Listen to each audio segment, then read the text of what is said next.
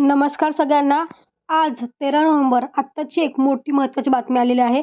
महिलांसाठी एक खुशखबर आहे. महिलांना आता 25,200 रुपये मिळणार आहेत. ते कशाचे मिळणार आहेत, कसे मिळणार आहेत, त्यासाठी तुम्हाला काय करावं लागणार आहे, हे सगळं या व्हिडिओमध्ये एकाच व्हिडिओमध्ये तुम्हाला सांगणार आहे. तर व्हिडिओ शेवटपर्यंत नक्की बघा.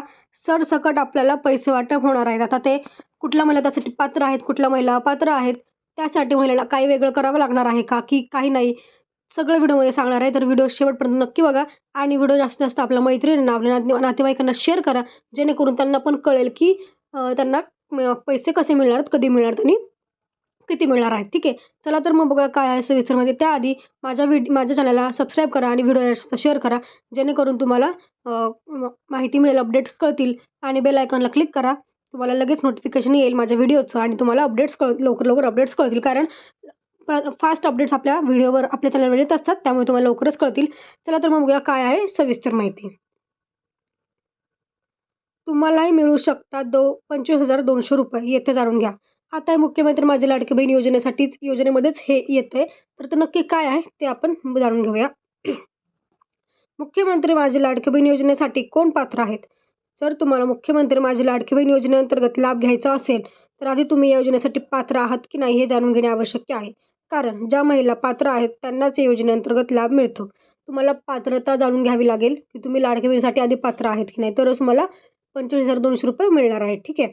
बघा, सध्या महाराष्ट्रातील जवळपास 2.50 कोटी महिलांना मुख्यमंत्री माझी लाडकी बहीण योजनेचा लाभ मिळत आहे. जर तुम्हीही या योजनेसाठी पात्र असाल तर तुम्हाला देखील या योजनेतून आर्थिक लाभ मिळू शकतो. सगळ्यांना माहिती आहे की आतापर्यंत 4 कोटी महिलांनी फॉर्म भरला. त्यापैकी 2.50 कोटी महिलांना पूर्ण पैसे, म्हणजे नोव्हेंबरपर्यंतचे पूर्ण पैसे मिळालेले आहेत. तसं अर्ध्या महिला अजून प्रतीक्षेत आहेत पैशांच्या. त्यांना पण लवकरच निवडणुकीचा निकाल लागल्यानंतर बरोबरच तुम्हाला पैसे मिळून जातील. ठीक आहे. मग आता अपात्र कोण आहे बघू. पात्र तर माहिती आहे, अपात्र बघू कोण आहे.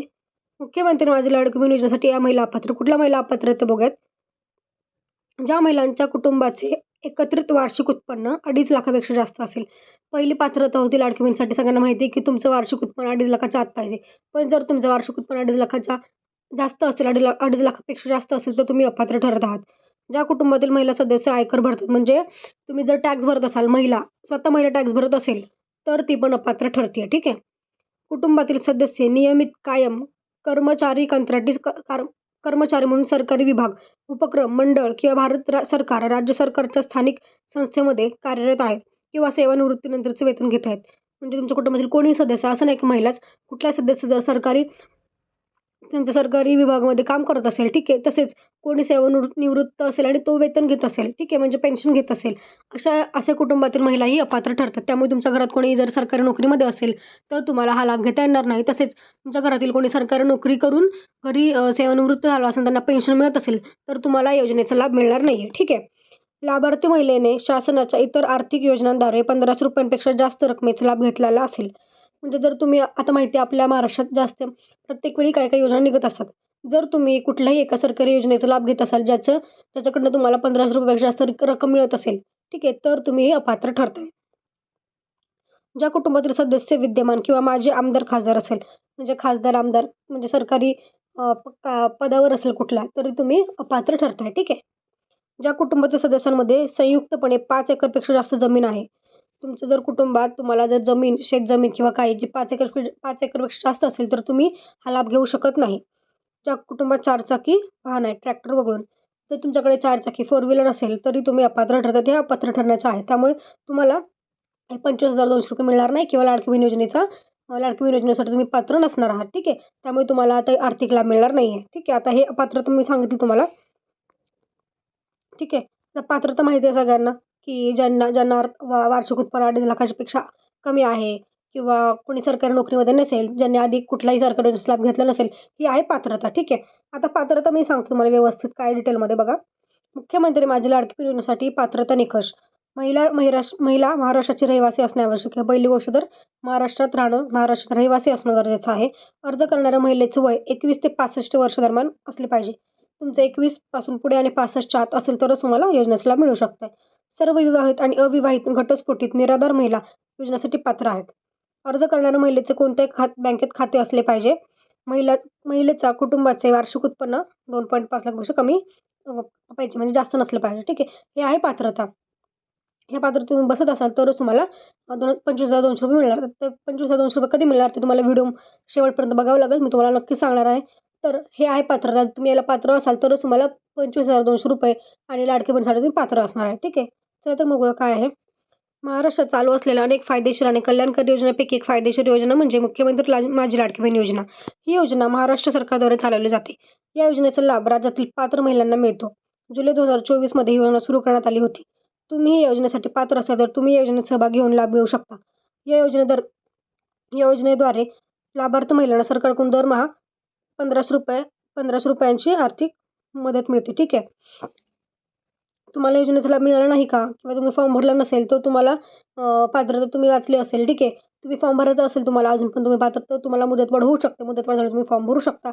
सध्या तरी अजून काही आपण काय करू शकत नाही कारण आचारसंहिता लागू आहे. त्यामुळे फॉर्म मुदतवाढ झाले नाही.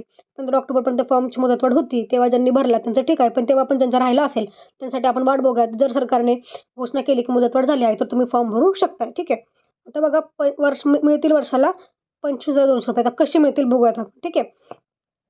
मुख्यमंत्री माझी लाडकी बहीण योजनेसाठी पात्र असलेल्या महिलांना सध्या दरमहा 1,500 रुपये म्हणजेच वार्षिक 18,000 रुपये मिळतात. सगळ्यांना माहिती आहे की दर महिन्याला आपल्याला 1,500 रुपये मिळतात. आतापर्यंत 5 हप्ते मिळाले आहेत. जुलै ते नोव्हेंबर असे 7,500 रुपये महिलांना मिळाले आहेत. ठीक आहे. तर आपल्याला वर्षाला 18,000 रुपये मिळतात महिलांना. दरमहा 1,500 म्हणजे वर्षाला 18,000 रुपये मिळतात. ठीक आहे. महायुतीने दिलेल्या आश्वासनानुसार जर महाराष्ट्रात पुन्हा महायुतीचे सरकार स्थापन झाल्यास लाडकी बहीण योजनेसाठी पात्र महिलांना सध्या देण्यात येत असलेला दरमहा 1,500 रुपयांची रक्कम वाढवून महिलांना दरमहा 21 रुपये वर्षाला म्हणजेच 25,200 रुपये देण्यात येतील. म्हणजे सगळ्यांना माहिती आहे की महायुतीने 10 आश्वासनं दिली आहेत किंवा 10 आव्हाने केली आहेत की आम्ही जर पुन्हा सरकारमध्ये आलो किंवा आमचं सरकार परत आलं तर आम्ही ह्या योजना परत पुढे चालू ठेवणार आहोत किंवा योजनेत वाढ करणार आहोत. तर अशापैकी एक आश्वासन होतं की जर पुन्हा महायुती सरकारचं स्थापन झालं ठीक आहे, तर तुम्हाला 1,500 रुपयाची रक्कम 21 रुपये होणार आहे. म्हणजे तुम्हाला दरमहा 21 रुपये मिळतील. त्याचाच अर्थ तुम्हाला वर्षाला 25,200 रुपये मिळणार आहेत. बघा डायरेक्ट 600 रुपये वाढवलेले आहेत तुमचे दरमहा. त्यामुळे अशा रीतीने तुम्हाला 25,200 रुपये वर्षाला मिळतील. पण आता त्यासाठी तुम्हाला वाट बघावी लागेल कारण आपला निकाल आहे 23 नोव्हेंबरला. आपल्या निवडणूक आहेत 20 नोव्हेंबरला. 23 नोव्हेंबरला निकाल लागल्यानंतरच कळेल आपल्याला की कुठलं सरकार स्थापन होत आहे आपल्या राज्यात. त्यामुळे त्याच्यानंतरच कळेल की नक्की काय होणार आहे पुढे लाडकी बहीणचं काय होईल, त्या योजनेचं काय होणार ते तेव्हाच कळणार आहे.